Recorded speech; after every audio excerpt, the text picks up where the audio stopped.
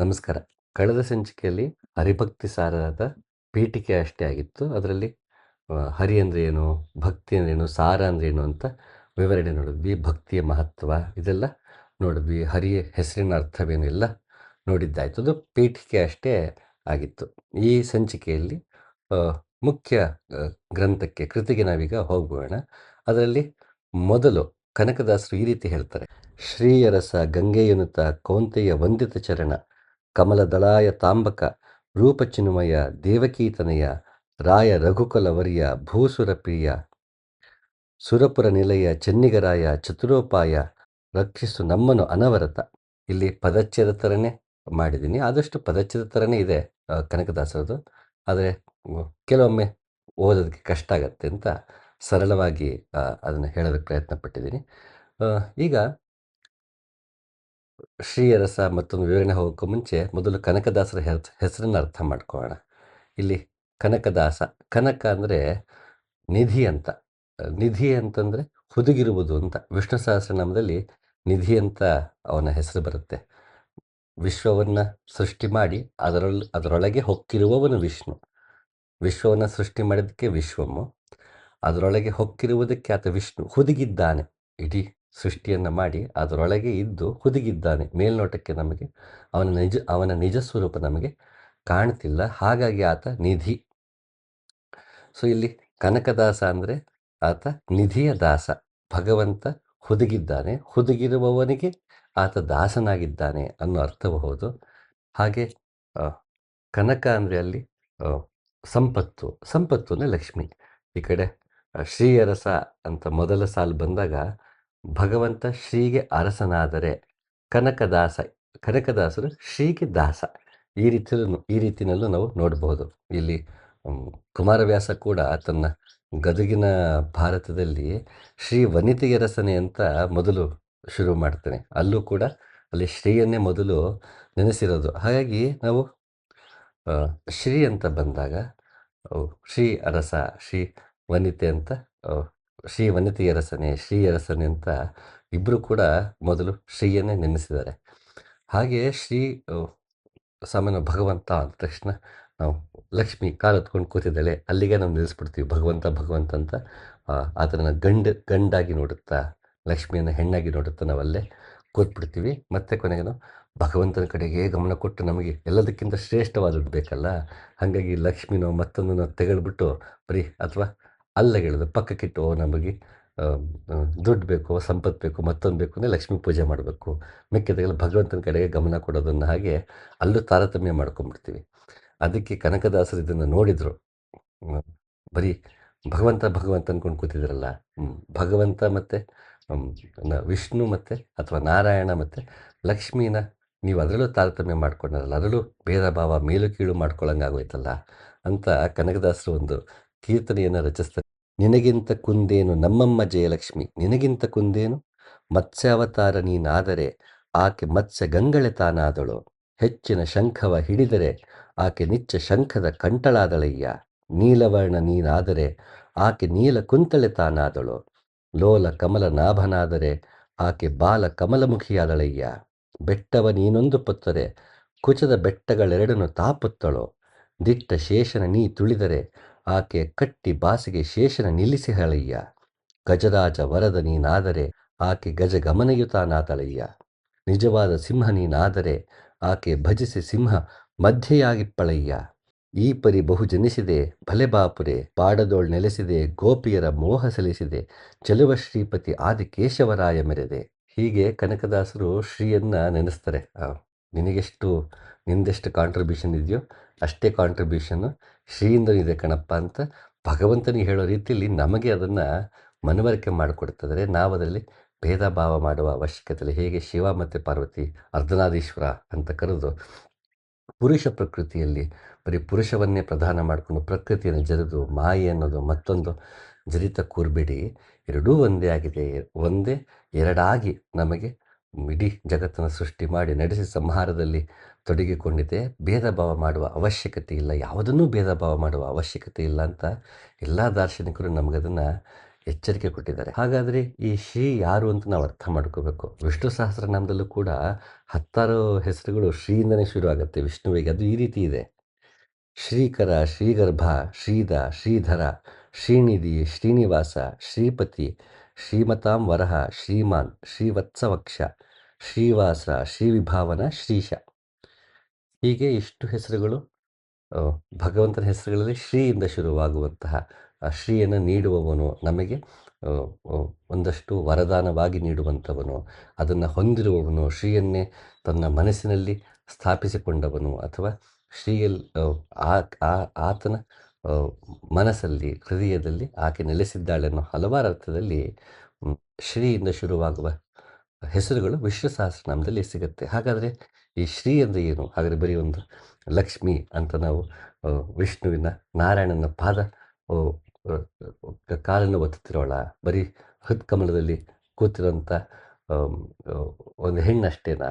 ಈ ರೀತಿ ನಾವು ಪ್ರಶ್ನೆಗಳನ್ನ ನಾವು ಮಾಡ್ಕೋಬೇಕು. ಶ್ರೀ ಅಂದರೆ ಗುಣಗಳು, ಅದೆಷ್ಟು ಗುಣಗಳಿದೆ ಅದರಲ್ಲಿ ಅಂತ ಹೇಳ್ತಾ ಹೋಗ್ತಾರೆ. ಕೀರ್ತಿ, ವಿದ್ಯಾ, ಜಯ, ಸತ್ಸಂತಾನ, ಧೈರ್ಯ, ಸಂಪತ್ತು, ಧಾನ್ಯ, ಸೌಖ್ಯ, ಭೋಗ, ಮೇಧ, ಸೌಂದರ್ಯ, ಗೌರವ, ಧರ್ಮ, ಆರೋಗ್ಯ, ದೀರ್ಘಾಯು. ಇದಿಷ್ಟು ಷೋಡಶ ಶ್ರೀಗಳಾದರೆ, ಇದನ್ನು ಮತ್ತೆ ಪ್ರಮುಖವಾಗಿ ನಮಗೆ ಸದಾ ಬಯಸುವಂಥದ್ದು ಅದು ಅಷ್ಟೈಶ್ವರ್ಯ. ಆ ಅಷ್ಟೈಶ್ವರ್ಯ ಯಾವುದು? ಇದನ್ನೇ ಮತ್ತೆ 16ರಲ್ಲಿ 8 ಗುಣಗಳನ್ನು ಅಷ್ಟೈಶ್ವರ್ಯ ಅಂತ ಕರೆಯಲಾಗತ್ತೆ. ಅದು ಹೀಗಿದೆ: ಕೀರ್ತಿ, ವಿದ್ಯೆ, ಜಯ, ಸತ್ಸಂತಾನ, ಧೈರ್ಯ, ಧರ್ಮ, ಸಂಪತ್ತು. ಇಲ್ಲಿ ನೋಡಿ, ನಾವು ಲಕ್ಷ್ಮಿ ಅಂದ ತಕ್ಷಣ ಬರೀ ಆಸ್ತಿ ಅಂತಸ್ತು ಅನ್ಕೋತೀವಿ. ಆ ಅಷ್ಟೈಶ್ವರ್ಯದಲ್ಲಿ ಧರ್ಮ ಕೂಡ ಒಂದು. ಧರ್ಮ, ಅರ್ಥ, ಕಾಮ, ಮೋಕ್ಷ. ಧರ್ಮದ ಆಧಾರಿತವಾಗಿ ನಾವು ಅರ್ಥವನ್ನು ದುಡಿಬೇಕು, ಅದರಿಂದ ಕಾಮನೆಗಳನ್ನ ಪೂರೈಸ್ಕೋಬೇಕು, ಆಗ ಮೋಕ್ಷ ಸ್ವತಃ ಸಿದ್ಧ ಮಂಕುತಿಮ್ಮ. ಹಾಗಾಗಿ ಅಷ್ಟೈಶ್ವರ್ಯ ಅಂದ ತಕ್ಷಣ ಬರೀ ವೆಲ್ತ್, ದುಡ್ಡು, ಸಕ್ಸಸ್ ಅಂತ ಅನ್ಕೋಬಾರ್ದು. ಅದರಲ್ಲಿ ಧರ್ಮವೂ ಅಡಗಿದೆ. ಧರ್ಮವೂ ಕೂಡ ಷಟ್ ಸಂಪತ್ತುಗಳಲ್ಲಿ ಒಂದಾಗಿರುತ್ತೆ. ಹಾಗೆ ಷೋಡಶ ಶ್ರೀಗಳಲ್ಲಿ 8 ನಮಗೆ ಪ್ರಮುಖವಾದದ್ದು ಅನ್ನೋದಾದರೆ, ಅದರಲ್ಲಿ ಧರ್ಮವೂ ಪ್ರಮುಖವಾದದ್ದು. ಧರ್ಮವನ್ನು ಬಿಟ್ಟು ಯಾವುದನ್ನು ನಾವು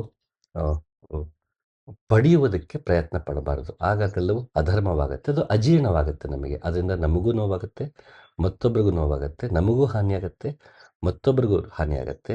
ಹಾಗೆ ಶ್ರೀಯನ್ನು ಅರ್ಥ ಮಾಡ್ಕೊಳ್ಳೋದು ತುಂಬ ಮುಖ್ಯ. ಇದರಲ್ಲಿ ಗಂಗೆ ಎನ್ನುತ್ತಾ ಅಂತಂದರೆ ಭೀಷ್ಮನಿಂದ ಹೊಗಳಲ್ಪಟ್ಟವನು ಅನ್ನೋ ಅರ್ಥ. ಯಾರು ತಾನೇ ಹೊಗಳಿಲ್ಲ ಅವನ್ನ? ಯಾವುದೋ ರಾಕ್ಷಸನ ಸಂಹಾರ ಮಾಡಬೇಕು ಅಂತ ಎಲ್ಲ ಋಷಿಮುನಿಗಳು, ದೇವತೆಗಳೆಲ್ಲ ಹೋಗಿ ಭಗವಂತನ ಏನು ಸ್ತುತಿಸ್ತಾರೆ. ನೀನು ಅಂಥವನು ಇಂಥವನು ಅಂತೆಲ್ಲ ಸ್ತುತಿಸ್ತಾರೆ. ಪ್ರಹ್ಲಾದ ಸ್ತುತಿಸ್ತಾನೆ. ಧ್ರುವ ತಪಸ್ಸು ಮಾಡಿದಾಗ ಭಗವಂತ ಕಂಡಾಗ ಅವನನ್ನು ಧ್ರುವ ಸ್ತುತಿ ಮಾಡಿದ್ದಾನೆ. ಹಲವಾರು ಜನ ಸ್ತುತಿ ಮಾಡಿದ್ದಾರೆ. ಆದರೆ ಭೀಷ್ಮನನ್ನು ಯಾಕೆ ನಿಲ್ಲಿಸಬೇಕು? ಪ್ರತಿಯೊಬ್ಬ ಮನುಷ್ಯ ತಾನು ಅರ್ಥ ಮಾಡ್ಕೋಬೇಕು. ನಾವು ನೋವಲ್ಲಿ ಭಗವಂತನ ಮರೆತು ಬಿಡ್ತೀವಿ. ಅವನ್ನ ಕಾಪಾಡಲಿ, ಮತ್ತೊಂದು ಮಾಡಲಿ, ಅವನು ಪೂಜೆ ಮಾಡಿ ಇದು ಮಾಡೋಣ ಅಂತ ಹೋಗ್ತೀವಿ ಹೊರತು ಅವನ್ನ ಸ್ಮರಿಸುವುದಿಲ್ಲ. ಪೂಜಿಸುತ್ತೇವೆ, ಸ್ಮರಿಸುವುದಿಲ್ಲ. ಅಯ್ಯೋ ನಮಗೆ ಕಷ್ಟ ಬಂದ್ಬಿಡ್ತಲ್ಲ ಅಂತ ಅದನ್ನು ಪಾರಾಗಬೇಕು ಅಂತ ಭಗವಂತನ ಪೂಜೆ ಮಾಡೋದು ಸರಿ ಹೋಗುತ್ತೆ ಅಂತ. ನಾವು ಪೂಜೆ ಬೇರೆ, ಸ್ಮರಣೆ ಬೇರೆ. ಭೀಷ್ಮಾಚಾರ್ಯರು ಶರಮಂಚದ ಮೇಲೆ ಮಲಗಿದ್ದು, ಆ ವಯಸ್ಸಲ್ಲಿ ಬಾಣಗಳೆಲ್ಲ ಚುಚ್ಕೊಂಡು ಅಲ್ಲಿ ಮೈಯಿಂದ ರಕ್ತ ಬರ್ತಾ ಇದೆ, ಅಷ್ಟು ನೋವು ತಿಂತಿದ್ರೆ ಆಗಲೂ ಭಗವಂತನ ಸ್ಮರಿಸಿದ್ರಲ್ಲ, ಆ ರೀತಿ ನಾವು ಸ್ಮರಿಸಬೇಕು. ಹಾಗಾಗಿ ಅಲ್ಲಿ ಭೀಷ್ಮಾಚಾರ್ಯರು ಸ್ಮರಣೆ ಮಾಡಿದ್ದು ಎಲ್ಲದಕ್ಕಿಂತ ಶ್ರೇಷ್ಠ ಸ್ಮರಣೆ. ನಾವು ಜೀವನದಲ್ಲಿ ಅಳವಡಿಸ್ಕೋಬೇಕಿರೋದು ಅಂತಹ ಸ್ಮರಣೆ. ಮಿತ್ರರು ಕಷ್ಟ ಬಂತು, ಮತ್ತೊಂದು ಬಂತು, ನನ್ನ ಪಾರು ಮಾಡು ಅಂತಲೇ ಸ್ತುತಿ ಮಾಡಿರೋದು. ಸಿಕ್ಕಿದವನ್ನ ಹೊಗಳಿ ಕೊಂಡಾಡಿ ತಮಗೇನು ಬೇಕು ವರ ಕೇಳೋದಕ್ಕೆ ಕೊಂಡಾಡಿರೋದು. ಆದರೆ ಇಲ್ಲಿ ಭೀಷ್ಮಾಚಾರ್ಯರು ನಿಷ್ಕಲ್ಮಶವಾಗಿ, ಯಾವುದೇ ಲಾಭಗಳು ಅಪೇಕ್ಷೆ ಪಡದೆ, ಯಾವ ಮೋಕ್ಷವನ್ನು ಅಪೇಕ್ಷೆ ಪಡದೆ ಭಗವಂತನ ಸ್ತುತಿಗೋಸ್ಕರನೇ ಸ್ತುತಿ ಮಾಡಿತ್ತು ಭೀಷ್ಮಾಚಾರ್ಯರು.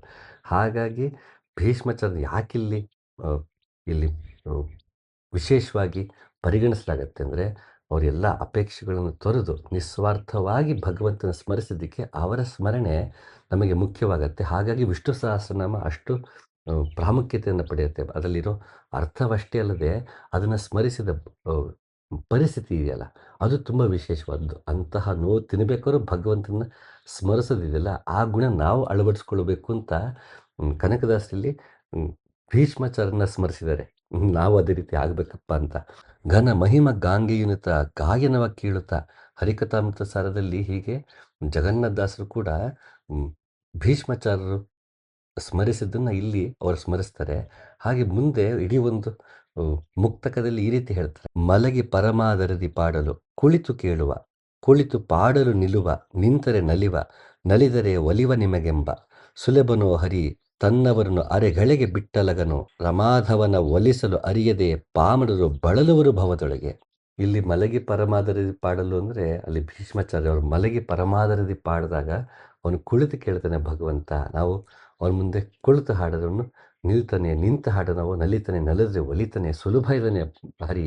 ಅದನ್ನು ಅರ್ಥ ಮಾಡ್ಕೊಳ್ಳದೆ ಜಗತ್ತಲ್ಲಿ ಪ್ರಪಂಚದಲ್ಲಿ ಜನ ಸುಮ್ಮನೆ ಒದ್ದಾಡ್ತಿದಾರಲ್ಲ, ತುಂಬ ಸುಲಭ ಭಗವಂತ ಒಲಿಯೋದು ಅಂತ ಜಗನ್ನಾಥದಾಸರು ಎಷ್ಟು ಸುಲಭನಾಗಿದ್ದಾನೆ ಭಗವಂತನದನ್ನು ಹೇಳಬೇಕಾದ್ರೆ ಮೊದಲು ನೆನೆಸೋದು ಕೂಡ ಅಲ್ಲಿ ಭೀಷ್ಮಾಚಾರ್ಯನೇ. ಹಾಗಾಗಿ ಕನಕದಾಸ ಆಗಲಿ, ಜಗನ್ನಾಥ ದಾಸರಾಗಲಿ ಹಲವಾರು ಜನ ಭೀಷ್ಮಾಚಾರ್ಯ ಸ್ಮರಿಸಿದ್ದನ್ನೇ ನಮಗೆ ಆಗಾಗ ಉಲ್ಲೇಖ ಮಾಡಿ ನಾವು ಅದೇ ರೀತಿ ಇರಬೇಕು ಅಂತ ನಮಗೆ ಎಚ್ಚರಿಕೆ ಕೊಟ್ಟಿದ್ದಾರೆ. ಕೌಂತೆಯ ವಂದಿತ ಚರಣ, ಕುಂತಿಯ ಮಕ್ಕಳಿಂದ ಪೂಜಿಸಿಕೊಂಡವನು ಅಥವಾ ಅವರಿಂದ ಗೌರವಕ್ಕೆ ಒಳಪಟ್ಟವನು, ಅವನು ಕುಂತಿಯ ಮಕ್ಕಳಿಂದ ಸ್ತುತಿಗೆ ಒಳಪಟ್ಟವನು ಅನ್ನೋ ಅರ್ಥವೂ ಹೌದು.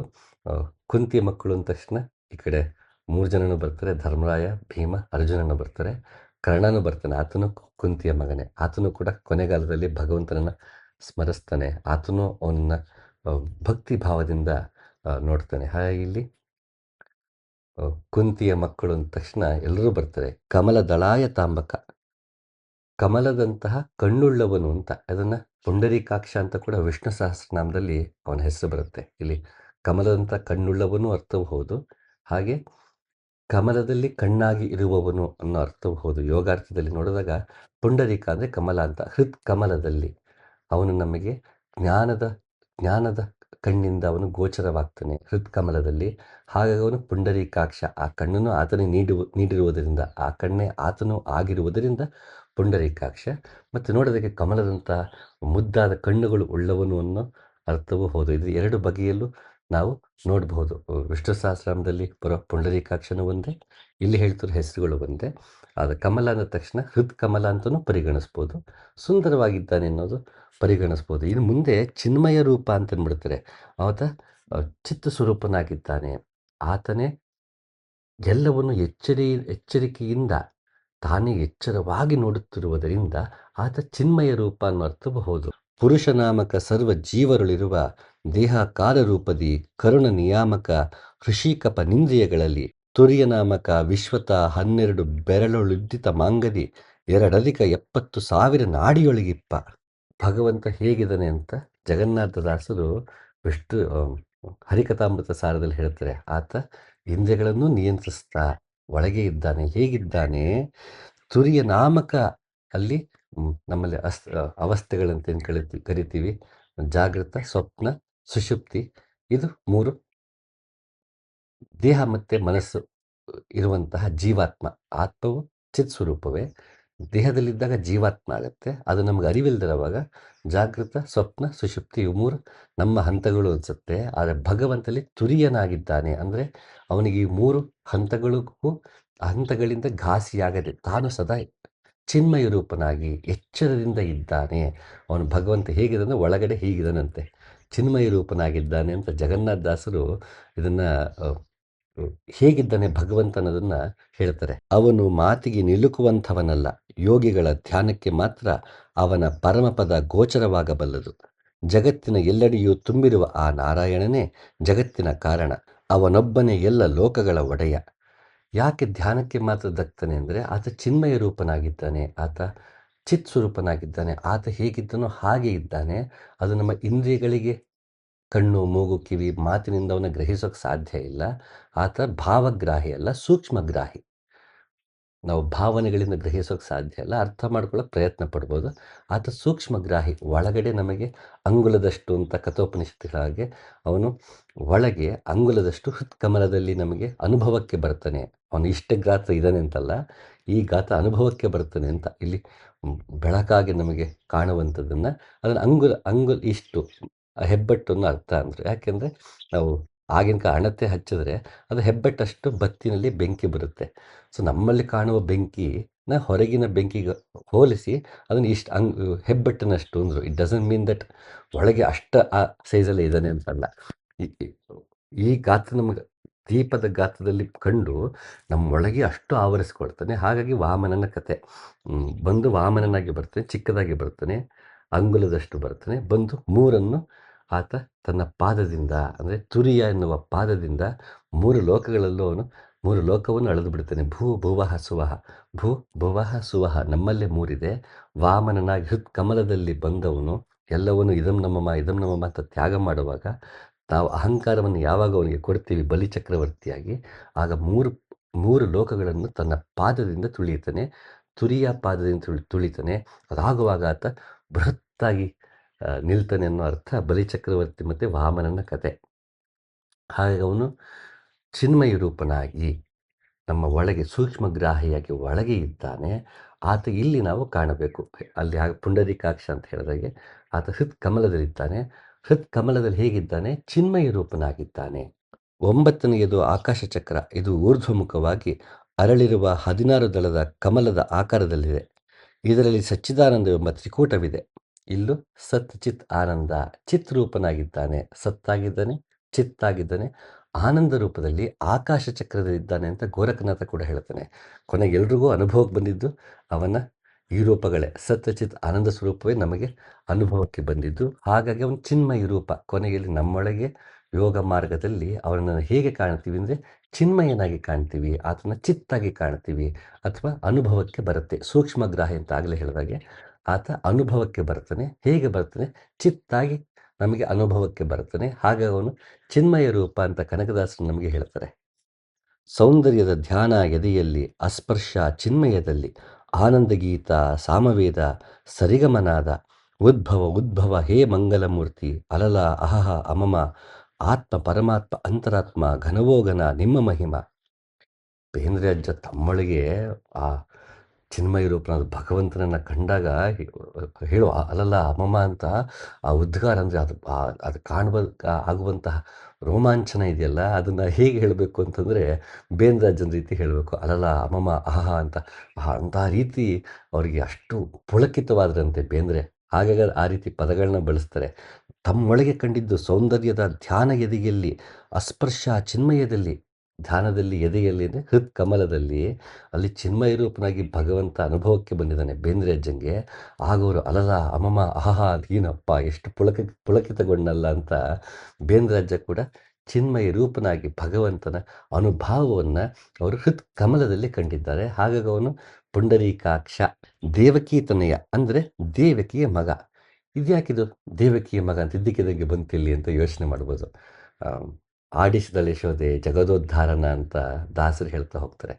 ಆತನನ್ನು ಇಷ್ಟೊತ್ತಿಗೆಲ್ಲ ಕೇಳಿದಾಗ, ಹೆಸರೆಲ್ಲ ಕೇಳಿದಾಗ, ಅಯ್ಯೋ ಅಷ್ಟೆಲ್ಲ ಬೃಹತ್ತಾಗಿದ್ದಾನಲ್ಲಪ್ಪ ಭಗವಂತ ಅಂತ ಅಂದ್ಕೊಂಡ್ರೆ ಆತ ದೇವಕಿಯ ಮಗನೂ ಹೌದು.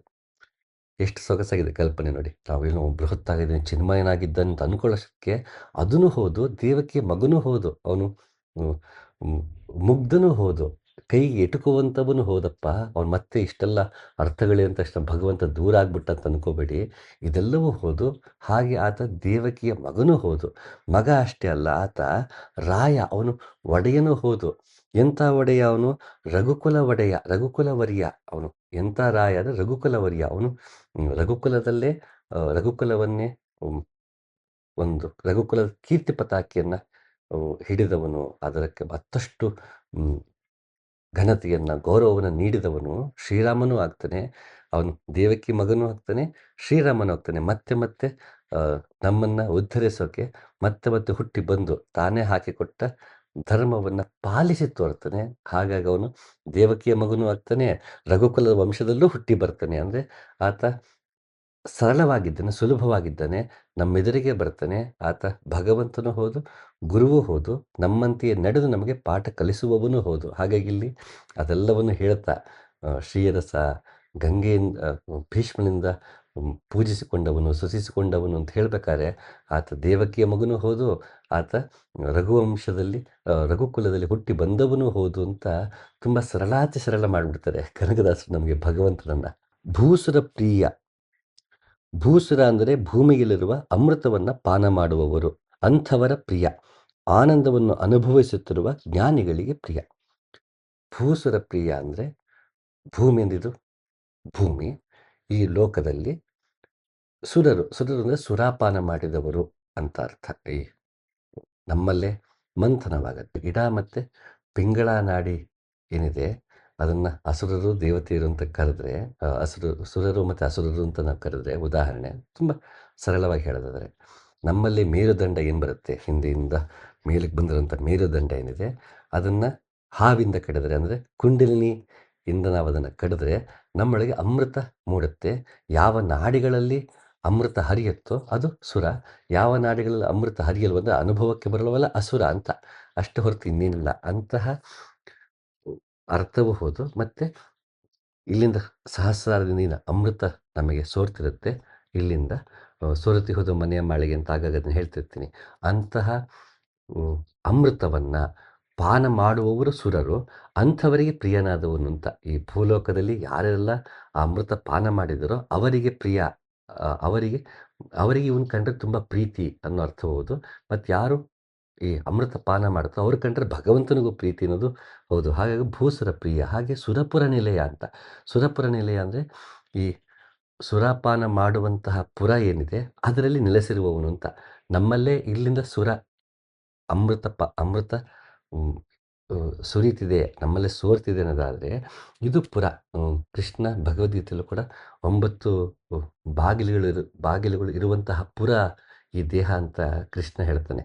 ಹಾಗೆ ಪುರುಷ ವಿಷ್ಣು ಸಹಸ್ರನಾಮದಲ್ಲಿ ಪುರುಷ ಅಂದರೆ ಪುರದಲ್ಲಿ ಇರುವವನು ಅಂತ. ಹಾಗಾಗಿ ಅವನು ಪುರುಷ. ಈ ಸುರಪುರ ಅಂದರೆ ಈ ದೇಹ, ಇಲ್ಲಿ ಒಳಗಿಂದ ಅಮೃತ ಸುರಿತಿದೆ, ಸುರ ಇಲ್ಲಿದೆ. ಹಾಗೆ ಸುರಪುರ ಈ ದೇಹದಲ್ಲಿ, ಮನುಷ್ಯನ ದೇಹದಲ್ಲಿ ನೆಲೆಸಿರುವವನು, ಸುರಪುರದಲ್ಲಿ ನಿಂತಿರುವವನು ಅನ್ನೋ ಅರ್ಥ ಸುರಪುರ ನಿಲಯ. ಚೆನ್ನಿಗರಾಯ ಅಂದರೆ ಚಲುವ ಅಥವಾ ಸುಂದರವಾಗಿರುವವನು ಅಂತ. ಅವನು ಸುಂದರವಾಗಿದ್ದಾನೆ. ಯಾವ ರೀತಿ ಸುಂದರವಾಗಿದ್ದಾನೆ ಅದನ್ನು ತುಂಬ ಸೊಗಸಾಗಿ ಸುವರ್ಣ ಬಿಂದು ಅಂತ ವಿಷ್ಣು ಸಹಸ್ರನಾಮದಲ್ಲಿ ಆತನ ಹೆಸರು ಬರುತ್ತೆ. ಅದರ ಅರ್ಥ ಹೀಗಿದೆ: ಈತನ ಬಿಂದುಗಳು ಅಂದರೆ ಅವಯವಗಳು ಸುವರ್ಣದಂತೆ, ಆದ್ದರಿಂದ ಸುವರ್ಣ ಬಿಂದು. ಉಗುರಿನ ಕೊನೆಯವರೆಗೂ ಎಲ್ಲವೂ ಸುವರ್ಣವೇ. ಹೀಗೆ ಚಾಂದೋಗ್ಯ ಉಪನಿಷತ್ತು ಮತ್ತೊಂದು ಅವನ ಬೆಳಕಾಗಿ ಕಂಡಾಗ ಅವನ ಭರ್ಗೋ ದೇವಸ್ಯ ಧೀಮಹಿ ಧಿಯೋ ಯೋ ನ ಪ್ರಚೋದಯಾತ್ ನಾವು ಕರೆಯೋ ಹಾಗೆ ಆ ಏನಿದೆ ಸೂರ್ಯಕೋಟಿ ಸಮಪ್ರಭವಾಗಿದೆ. ಅವನು ಎಲ್ಲ ಕಡೆ ನೋಡಿದ್ರು ಕಂಗೊಳಿಸುತ್ತಿದ್ದಾನೆ. ಹಾಗಾಗಿ ಅವನು ಚೆಲುವ, ಅವನು ಅದನ್ನು ನೋಡೋದಕ್ಕೆ ಚಂದ. ಹಾಗಾಗಿ ಚಾಂದೋಗ್ಯ ಉಪನಿಷತ್ತಾಗಲಿ, ವಿಷ್ಣು ಸಹಸ್ರನಾಮ ಆಗಲಿ, ಅಥವಾ ಯಾವುದೇ ದಾರ್ಶನಿಕರನ್ನು ನಾವು ಕಂಡಾಗ ಒಳಗೆ ಕಾಣುವ ಬೆಳಕು ಎಷ್ಟು ಸುಂದರವಾಗಿದೆ ಅಂದರೆ ಅದನ್ನು ಅವರು ಚೆಲುವ, ಅಷ್ಟು ಸುಂದರವಾಗಿದ್ದಾನೆ ಅಂತ ಒಳಗಿನ ಕಣ್ಣಿಂದ ಕಂಡದ್ದನ್ನು ಆ ರೀತಿ ನಮಗೆ ವರ್ಣಿಸಿ ಹೇಳಿದ್ದಾರೆ. ಚತುರೋಪಾಯ, ಸಾಮದಾನ ಭೇದ ಮತ್ತು ದಂಡಗಳನ್ನು ತಿಳಿದವನು, ವಿವೇಕ ವೈರಾಗ್ಯ ಷಟ್ ಸಂಪತ್ತು ಮತ್ತು ಮುಮುಕ್ಷತ್ವವನ್ನು ತಿಳಿದವನು. ಆತ ಸಾಮದಾನ ಭೇದ ದಂಡ ನಮಗೆ ಬುದ್ಧಿ ಕಲಿಸೋದಕ್ಕೆ ಅವನು ಮನಸ್ಸಲ್ಲಿ ಮುದ್ದು ಮಾಡಿ ಪುಸಲಾಯಿಸಿ ಹೇಳ್ತಾನೆ. ಆತ ನಮಗೊಂದಷ್ಟು ಕೊಟ್ಟು ಹೇಳ್ತಾನೆ, ಕಷ್ಟನೂ ಕೊಟ್ಟು ಹೇಳ್ತಾನೆ, ಸುಖನೂ ಕೊಟ್ಟು ನಮಗೆ ಬುದ್ಧಿಯನ್ನು ಕಲಿಸೋಕ್ಕೆ ನೋಡ್ತಾನೆ. ಕೆಲವೊಮ್ಮೆ ಶಿಕ್ಷೆ ಕೊಟ್ಟು ದಂಡ ನಮಗೆ ನೀಡಿ ನಮಗೆ ಹಾನಿ ಮಾಡೋದ್ರಿಂದ ನಾವು ಮತ್ತೊಂದು ನಮಗೆ ಬುದ್ಧಿ ಕಲಿಸೋದಕ್ಕೆ ಈ ರೀತಿ ಮಾಡ್ತಾನೆ. ಕೊನೆಗೆ ಅವನು ಸಾಮದಾನ ಭೇದ ದಂಡಗಳು, ಅವನು ನಮ್ಮನ್ನು ಬೇರ್ಪಡಿಸಿ ನೋಡ್ತಾನೆ. ನಮ್ಮ ಇಷ್ಟಪಟ್ಟು ನಾವು ಅಗಲ್ತೀವಿ, ನಮ್ಮಿಂದ ಅವ್ರು ಅಗಲ್ತಾರೆ, ಅಥವಾ ಪ್ರಾಣ ಹಾನಿ ಆಗ್ಬೋದು, ಬೇರೆ ಊರಿಗೆ ಹೋಗ್ಬಿಡ್ಬೋದು. ನಾನಾ ಕಾರಣಗಳಿಗೆ ನಮ್ಮಲ್ಲಿ ವೈಮನಸ್ಯ ಬರ್ಬೋದು. ಎಲ್ಲವೂ ಕೊನೆಗೆ ಪಾಠ ಕಲಿಸೋದಕ್ಕೆ ಈ ಚತುರೋಪಾಯ ಅವನಲ್ಲಿದೆ. ಏನಕ್ಕಿದೆ ಅಂದರೆ ನಮಗೆ ಪಾಠ ಕಲಿಸೋಕ್ಕಿದೆ. ಹಾಗೆ ಸಾಧನ ಚತುಷ್ಟಯ, ವಿವೇಕ ವೈರಾಗ್ಯ ಷಟ್ ಸಂಪತ್ತು ಮುಮುಕ್ಷತ್ವ, ಈ 4 ಉಪಾಯಗಳನ್ನು ನಮಗೆ ನೀಡ್ತಾನೆ. ಭಗವಂತನಿಗೆ ಮರಳಿ ಹೋಗುವುದಕ್ಕೆ, ಅವನ ಸಾಕ್ಷಾತ್ಕಾರ ಮಾಡ್ಕೊಳ್ಳೋಕ್ಕೆ, ಅದನ್ನು ಕೈವಲ್ಯ ನಿರ್ವಾಣ ಏನು ಬೇಕಾದ್ರೂ ಹೇಳೋಣ ಅಂಥದ್ದು ಆಗಬೇಕು ಅಂತಂದರೆ, ಭಗವಂತನ ಸಾಕ್ಷಾತ್ಕಾರ ಆಗಬೇಕು ಅಂದರೆ ಆತ 4 ಉಪಾಯಗಳನ್ನು ಕೊಟ್ಟಿದ್ದಾನೆ. ವಿವೇಕ ವೈರಾಗ್ಯ ಷಟ್ ಸಂಪತ್ತು ಮುಮುಕ್ಷತ್ವ. ಈ 4 ಉಪಾಯಗಳನ್ನು ಕೊಟ್ಟವನು ಹೌದು, ಆ 4 ಉಪಾಯಗಳನ್ನು ತಿಳಿದವನು ಹೌದು. ಇದೆಲ್ಲ ಕೊನೆಗೆ ನಮ್ಮ ಉದ್ಧಾರಕ್ಕೆ ಅದನ್ನು ನೀಡಿರೋದ್ರಿಂದ ಆತ ಚತುರೋಪಾಯ. ಹಾಗೆ ಅವನ ಕೈಯಲ್ಲಿ 4 ಭುಜಗಳಿದೆ, ಚತುರ್ಭುಜ ಅವನು ಅಂತ ಭಗವಂತನ ಹೇಳ್ತಾರೆ. ಅವನ ಕೈಯಲ್ಲಿ ಶಂಖ ಚಕ್ರ ಗದೆ ಮತ್ತು ಕೈಯಲ್ಲಿ ಕಮಲವು ಅಥವಾ ಹಸ್ತವು ಅಭಯ ಹಸ್ತವು ಇರುತ್ತೆ. ಅಂದರೆ ಶಂಖ ಅಂದರೆ ಶಮ್ ಅಂದರೆ ಆನಂದ, ಖಾನ ನೀಡುವವನು ಅಂತ. ಆನಂದವನ್ನು ನೀಡುವುದು ಅವನ ಕೈಯಲ್ಲೇ ಇದೆ. ಹಾಗೆ ಚಕ್ರ ಅಂದರೆ ಅದು ಒಂದೇ ರೀತಿಯಲ್ಲಿ ಕ್ರಮಬದ್ಧವಾಗಿ ಚಲಿಸುವುದು ಚಕ್ರ. ಚಕ್ರ ಅಂತ ನಾವು ವೀಲ್ ಅಂತ ಅಂದ್ಕೊಳ್ಳೋದು, ಅಥವಾ ಚಕ್ರ ನಾವು ತೋರ್ಸಂಗೆ ಕೃಷ್ಣ ಡೈ ಅಂತ ತಿರುಗುವಂಥದ್ದನ್ನ ಕೈಲಿ ಇಟ್ಕೊಂಡಿರ್ತಾನೆ, ವಿಷ್ಣುವೋ ಕೃಷ್ಣನೋ ಅಂತಲ್ಲ. ಅಂದರೆ ಚಕ್ರ ಅಂದರೆ ಕ್ರಮವಾಗಿ ಚಲಿಸುತ್ತಿರುವುದು ಚಕ್ರ. ಈ ಕ್ರಮವಾಗಿ ಚಲಿಸುತ್ತಿರುವುದು ಹುಟ್ಟು ಸಾವು ಏನಿದೆ, ಇದು ಕ್ರಮವಾಗಿ ಚಲಿಸುತ್ತಿದೆ, ಅದು ಅವನ ನಿಯಂತ್ರಣದಲ್ಲೇ ಇದೆ. ಹಾಗೆ ನಮ್ಮಲ್ಲಿ ಕಾಣುವ ಬೆಳಕೇನಿದೆ ಅದು ಕ್ರಮವಾಗಿ ಚಲಿಸುತ್ತಿದೆ, ನಮ್ಮಲ್ಲೇ ಕ್ರಮವಾಗಿ ಚಲಿಸುತ್ತೆ. ಯೋಗ ಮಾರ್ಗ ನಡೆದಾಗ ನಮಗದು ಅನುಭವಕ್ಕೆ ಬರುತ್ತೆ ಯಾವ ಕ್ರಮದಲ್ಲದು ಚಲಿಸುತ್ತಿದೆ ಅಂತ. ಅಂತಹ ಬೆಳಕು ಕೂಡ ಅವನ ಕೈಯಲ್ಲೇ ಇದೆ. ಹಾಗೆ ಗದೆ, ಗದೆ ಅಂದರೆ ಅದು ಮೇರುದಂಡದ ಪ್ರತೀಕ. ನಾವು ಹಿಂದೆಯಿಂದ ನೋಡಿದಾಗ ಇದು ದೇಹ ವೀಣೆಯಂತೆ ಇದೆ. ಹಿಂದೆ ಮೂಲಾಧಾರದಿಂದ ನಾವು ತಗೊಂಡ್ರೆ ಈ ಮೇರುದಂಡವನ್ನು ಅವರು ಗದೆಯ ರೂಪದಲ್ಲಿ ಅದನ್ನು ಸಿಂಬಲೈಸ್ ಮಾಡಿ ತೋರಿಸಿದ್ದಾರೆ. ಹಾಗೆ ಅಂತಹ ಮೇರುದಂಡವು ಅವನ ಕೈಯಲ್ಲಿದೆ. ನಾವು ಊರ್ಧ್ವಮುಖವಾಗಿ ಇರೋದಕ್ಕೆ ಬೇಕಿರೋ ಮೇರುದಂಡವು ಅವನ ಕೈಯಲ್ಲೇ ಇದೆ. ಹಾಗೆ ಅಭಯಹಸ್ತನೂ ಹೌದು. ಅವನು ಯೋಗಕ್ಷೇಮ ಮಹಾಮ್ಯಹಂ ಅಂತ ಕೃಷ್ಣ ಗೀತೆಯಲ್ಲಿ ಹೇಳಿದಾಗೆ ಆ ಇದಿಷ್ಟನ್ನು ಯಾವಾಗ ಯಾವ ಸೂಕ್ತ ಸಮಯಕ್ಕೆ ನಮಗೆ ನೀಡಬೇಕೋ ಅದನ್ನು ನೀಡೋದ್ರಿಂದ ಅವನು ಅಭಯಹಸ್ತ ತೋರಿದ್ದಾನೆ, ಮತ್ತು ಅಥವಾ ಕಮಲ ಹಿಡಿದಿದೆ. ಅಂದರೆ ನಮ್ಮಲ್ಲಿ ಇರುವಂತಹ ಚಕ್ರಗಳೆಲ್ಲ ಕಮಲದ ರೀತಿಯಲ್ಲಿ ನಾವು ನೋಡಿರೋದು. ಅದು ಮೂಲಾಧಾರ, ಮಣಿಪುರ, ಆಜ್ಞ, ವಿಶುದ್ಧಿ, ಈ ಸ್ವಾಧಿಷ್ಠಾನ ಅಂತ ಏನು ಚಕ್ರಗಳು ಹೇಳ್ತಾ ಹೋಗ್ತೀವಿ, ಆದಷ್ಟು ಕಮಲದ ರೀತಿ ಹೇಳಿರೋದ್ರಿಂದ ಅಂತಹ ಕಮಲಗಳು ಅವನ ಕೈಯಲ್ಲಿದೆ. ಜ್ಞಾನವೆನ್ನುವ ಕಮಲ ಅರಳುವುದು ಅವನ ಕೈಯಲ್ಲೇ ಇದೆ. ಹಾಗೆ ಚತುರೋಪಾಯ, ಶಂಖಚಕ್ರ, ಗದೆ ಮತ್ತು ಕಮಲ ಹಿಡಿದಿತ್ತು ಹಸ್ತ ಅಂದರೆ ಅದು ಅಷ್ಟು ಕೂಡ ಅಂತಹ ಉಪಾಯಗಳು ಯೋಗ ಮಾರ್ಗದಲ್ಲಿ ನಡೆದಾಗ ಸಿಗುವಂತಹ ಫಲ ಏನಿದೆ ಅದು ಕೂಡ ಅವನಿಗೆ ತಿಳಿದಿದೆ. ಹಾಗಾಗಿ ಅದು ನೀಡೋದಕ್ಕೆ ಅವನಿಗೆ ಸಾಧ್ಯ ಆಗತ್ತೆ. ಹಾಗೆ ಅವನು ಚತುರೋಪಾಯ. ಇವನು ಇಂಥವು ನಮ್ಮನ್ನು ರಕ್ಷಿಸಲಿ ಅಂತ ಕನಕದಾಸರು ನಮಗೆ ಕೇಳ್ಕೊಳಕ್ಕೆ ಹೇಳ್ತಾ ಇದ್ದಾರೆ. ಇಂಥವು ನಮ್ಮನ್ನು ರಕ್ಷಿಸಲಿ. ಯಾರಿಂದ ರಕ್ಷಿಸಬೇಕು? ಅವನ ಸ್ಮರಣೆಯಿಂದ ನಾವು ಜಾರಿ ಹೋಗುವಂಥ ಸನ್ನಿವೇಶಗಳು ಮನಸ್ಥಿತಿ ಬರದೇ ಇರೋ ಹಾಗೆ ನಮ್ಮನ್ನು ರಕ್ಷಿಸಬೇಕು. ಭಗವಂತ ನಮ್ಮನ್ನು ಬರೀ ಕಷ್ಟಗಳಿಂದನೋ ಹಾನಿಯಿಂದನೋ ಒಂದು ಜೀವನದ ತೊಡಕುಗಳಿಂದನೋ ಕಾಪಾಡೋದಕ್ಕೆ ಅಷ್ಟೇ ಅಲ್ಲದೆ ಅವನ ಸ್ಮರಣೆಗೆ ಯಾವ ರೀತಿ ಧಕ್ಕೆನೂ ಬರಬಾರ್ದು. ಆ ರೀತಿ ನಮಗೆ ರಕ್ಷಿಸು. ನಮಗೆ ಕಾಮ, ಕ್ರೋಧ, ಲೋಭ, ಮದ ಅಂತ ಏನು ಕರಿತೀವಿ, ಇಂಥವಿಂದ ನಾವು ಡಿವಿಯೇಟ್ ಆಗಿಬಿಡ್ತೀವಿ. ಸಂಸಾರದಲ್ಲೇ ಮುಳುಗಿ ಹೋಗ್ಬಿಡ್ತೀವಿ. ಸಂಸಾರ ತೊಡಗೋದು ತಪ್ಪಲ್ಲ, ಮುಳುಗಿ ಹೋಗುವುದು. ಆ ಮುಳುಗಿ ಹೋದಾಗ ಭಗವಂತನ ಸ್ಮರಣೆ ತಾನಾಗೆ ತಪ್ಪಿ ಹೋಗುತ್ತೆ. ಹಾಗಾಗಿ ನಾನು ಸಂಸಾರದಲ್ಲಿ ಮುಳುಗಿ ಹೋಗುವುದರಿಂದ ನಮ್ಮನ್ನು ರಕ್ಷಿಸುವಂತೆ ಇಲ್ಲಿ ಕನಕದಾಸರು ನಮಗೆ ಹೇಳ್ತಾ ಇದ್ದಾರೆ. ಈ ರೀತಿ ನೀವು ಬೇಡ್ಕೋಬೇಕು ಅಂತ.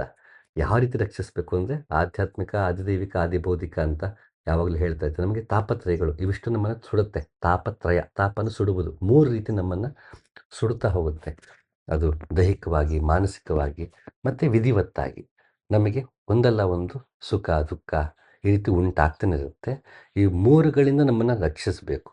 ಹಾಗೆ ಭಗವಂತನ ಸ್ಮರಣೆಯಿಂದ ಡಿವಿಯೇಟ್ ಆಗದೆ ಇರೋ ಹಾಗೆ, ಅಲ್ಲಿ ಸದಾ ಎನ್ನ ಹೃದಯದಲ್ಲಿ ವಾಸ ಮಾಡೋ ಶ್ರೀಹರಿ ಅಂತ ಕೇಳೋದು ಅದೇನೆ. ನನಗೆ ನಿನ್ನ ಸ್ಮರಣೆ ತಪ್ಪದು ಬೇಡಪ್ಪ. ಅದಕ್ಕೆ ಅಲ್ಲಿ ಉಪನಿಷತ್ತಲ್ಲೂ ಶಾಂತಿ ಮಂತ್ರ ಬರುತ್ತೆ. ನಾನು ಭಗವಂತನನ್ನು ತಿರಸ್ಕರಿಸದೇ ಇರಲಿ, ಭಗವಂತ ನನ್ನ ತಿರಸ್ಕರಿಸದೇ ಇರಲಿ. ಅಂದರೆ ಸದಾ ಅವನ ಸ್ಮರಣೆಯಲ್ಲೇ ಇರಬೇಕು ಅಂತ. ಅವನು ನಮ್ಮನ್ನು ತಿರಸ್ಕರಿಸೋಕ್ಕೆ ಸಾಧ್ಯ ಇಲ್ಲ. ನಮಗೆ ಸ್ಮರಣೆ ತಪ್ಪೋಗ್ಬೋದು ಅಷ್ಟೇ. ಅದು ನಮಗೆ ಯಾರು ಉಪನಿಷತ್ಕಾರನ ಹಂತಕ್ಕಿನ್ನು ತಲುಪಿರಲ್ವೋ ಅವರಿಗದ ಅರಿವು. ನಾವು ಆ ಶಾಂತಿ ಪಾಠವನ್ನು ಹೇಳ್ಕೋಬೇಕಾದ್ರೆ ಅವನಿಗಾದ ಅವಶ್ಯಕತೆ ಇಲ್ಲ. ಉಪನಿಷತ್ಕಾರನಿಗೆ ನಾನು ಭಗವಂತನ ತಿರಸ್ಕರಿಸದೇ ಇರಲಿ, ಭಗವಂತ ನನ್ನ ತಿರಸ್ಕರಿಸದೇ ಇರಲಿ ಅಂತ ಹೇಳೋ ಅವಶ್ಯಕತೆ ಆತನಿಗಿಲ್ಲ. ಆ ಹಂತಕ್ಕೆ ತಲುಪುವವರೆಗೂ ನಮಗದರ ಅವಶ್ಯಕತೆ ಇರುತ್ತೆ. ಹಾಗಾಗಿ ಅವನು ನಮ್ಮನ್ನು ಕಾಪಾಡ್ತಿಲ್ಲಪ್ಪ. ಕೈಲಾಸವಾಸ ಗೌರೀಶನೀಶ ಅಂತ ಹೇಳಬೇಕಾದ್ರು ದಾಸರದೇ ಅಂತಾರೆ. ನೀನು ನನಗೆ ಮನಸ್ಸು ಕೊಡು ಹರಿಯಲ್ಲಿ, ಭಗವಂತನ ಸ್ಮರಿಸೋದಕ್ಕೆ ಓ ಶಿವನೇ ನನಗೆ ಮನಸ್ಸನ್ನು ಕೊಡು. ಯಾಕೆಂದರೆ ಮನಸ್ಸಿನ ಅಭಿಮಾನ ದೇವತೆ ನೀನೇ ಆಗಿದೆಯಾ. ಹಾಗೆ ಸದಾ ಭಗವಂತನ ಸ್ಮರಿಸುವಂತಹ ಮನಸ್ಸನ್ನು ಕೊಡು ಅಂತ ಅಲ್ಲಿ ಶಿವನನ್ನು ಕೇಳಿದಾಗೆ ಇಲ್ಲಿ ಕನಕದಾಸರು ನಮಗೆ ಹೇಳ್ತಾ ಇದ್ದಾರೆ. ನೀವು ಕೇಳ್ಕೊಳ್ಳಿ, ಹೀಗೆ ನಮ್ಮನ್ನು ಕಾಪಾಡು. ಯಾವುದರಿಂದ? ನಿನ್ನ ಸ್ಮರಣೆ ತಪ್ಪಿ ಹೋಗುವಂಥ ಘಟನೆಗಳು ಅಥವಾ ಮನಸ್ಥಿತಿ ಬರೆದಿರೋ ಹಾಗೆ ನಮ್ಮನ್ನು ಕಾಪಾಡು. ಸದಾ ನಿನ್ನ ಸ್ಮರಣೆಯಲ್ಲೇ ಇರುವ ರೀತಿ ನಾವು ಮುಂದುವರಿಯೋಣ, ಅದಕ್ಕೆ ಸಹಾಯ ಮಾಡುವಂಥ ಕನಕದಾಸರಿಗೆ ಕೇಳ್ತಾರೆ. ಹೀಗೆ ಇನ್ನೂ 10 ಹಲವು ಮುಕ್ತಕಗಳನ್ನು ನಮಗೆ ಕನಕದಾಸರು ನೀಡ್ತಾ ಅದರಲ್ಲಿ ಭಗವಂತನ ನಾನಾ ಗುಣಗಳನ್ನು ವರ್ಣನೆ ಮಾಡ್ತಾ ನಮ್ಮನ್ನು ಕಾಪಾಡು ಅಂತ ಕನಕದಾಸರು ನಮಗೆ ಕೇಳ್ಕೊಳ್ಳೋದಕ್ಕೆ ಹೇಳಿದ್ದಾರೆ. ಹಾಗಾಗಿ ಭಗವಂತ ಎಲ್ಲರನ್ನೂ ಕಾಪಾಡಲಿ ಅಂತ ಹೇಳ್ತಾ ಮತ್ತೊಮ್ಮೆ ಸಿಗ್ತೀನಿ. ನಮಸ್ಕಾರ.